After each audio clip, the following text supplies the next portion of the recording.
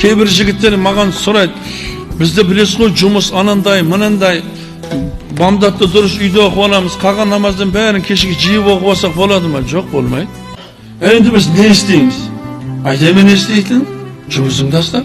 Қалай мен жұмысын тастаймын? Мұны тура осы жерде ол бірінші сынақтан, бірінші иманды әлі жүрегіне орнатып алған жоқ ол.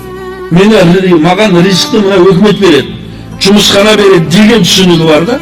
Жұмыс істемей жатқан адамдар да өліп жатқан жоқ қой мысалы. Бірақ мен бұл айтып жатқаным жұмысқа барма деп жатқан жоқпын. Бірақ сол жұмысқа барып, егер шынымен сол жұмыстан сен намаз оқымайсың дейтін болса, ол жұмысқа онда ассаламалейкум, онда мені кешіресіз деп жайлап шығып кетіңіз да, сізге намазыңызға рұқсат беретін жұмыс іздеңіз. Сіздің дініңізге қарсы болып, намазыңа қарсы болып тұратын жұмыс болса, қой онда ассаламалейкум деп шығып кетің, басқа жұмыс іздеңіз. Себебі ризық бұл Аллахтан.